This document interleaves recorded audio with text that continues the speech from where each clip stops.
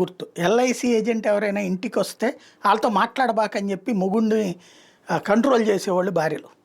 ఎందుకంటే నువ్వేదో ఇప్పుడు డబ్బులు కట్టాలంట, నువ్వు చచ్చిన తర్వాత ఇస్తారంట, నువ్వు నేను చేస్తే ఇచ్చేదేంది, అసలు మనిషి చచ్చిపోవాలని ఎందుకు కోరుకోవాలి, చచ్చిపోతారని ఎట్టా కోరుకోవాలి అన్నటువంటిది ఇళ్లల్లో ఉన్న మహిళలు భర్తల్ని కంట్రోల్ చేసేవాళ్ళు. ఈవెన్ వాళ్ళని చాలా కీతాగా చూసేవాళ్ళు ఎల్ఐసి ఏజెంట్లనప్పుడు. నువ్వు చావు మాటలు మాట్లాడబాక, మా ఇంటికి వచ్చి తినిపో, కావాలంటే కాఫీ తాగిపో, కావాలంటే రూపాయి అప్పటికి తీసుకో, అంతేగాని పాలసీలు అని చెప్పేసి మేము చచ్చిన తర్వాత మా ఆయన చేస్తాడని నన్ను, నేను చేస్తాను మా ఆయన దగ్గర డబ్బులు అడక్క, ఇట్లాంటి మాటలు మాట్లాడి ఒక రకంగా చాలా కోపగించేవాళ్ళు. అట్లాంటివి చూసాం. కానీ క్రమంగా కాలం మారింది, ఎల్ఐసి ఇంపార్టెన్స్ తెలిసింది.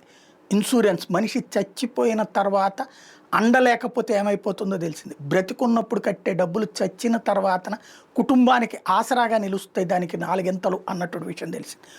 అయితే డబ్బులు ఇప్పుడు పాలసీలు కడుతున్నారు, ప్రతి ఒక్కళ్ళు ప్రైవేటు ఇన్సూరెన్సులు కడుతున్నారు, ప్రభుత్వ ఇన్సూరెన్సులు కడుతున్నారు, ఎల్ఐసి డబ్బులు కడుతున్నారు. కానీ సమస్య ఎక్కడ వస్తుందంటే ఈ పాలసీలు కట్టేటటువంటి సందర్భంలో ఒక ప్రాబ్లం ఎదురవుతుంది.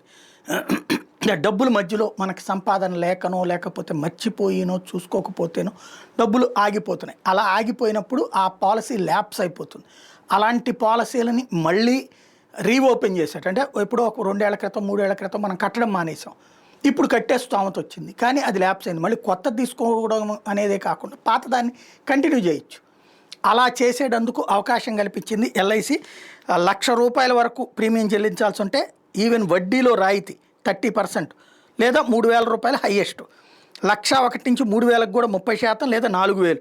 3,01,000 నుంచి అంతకు మించి ఉంటే 30% వడ్డీలో రాయితీ 5,000. అంటే దీని మీద మామూలుగా వడ్డీతో సహా కట్టాలి. వడ్డీలో మళ్ళీ సబ్సిడీ ఇచ్చి మరి ఆ పాలసీలని రివైవ్ చేస్తుంది. ఎవరైనా మీ పాలసీ ల్యాప్స్ అయి ఉంటే కంటిన్యూ చేసుకోండి.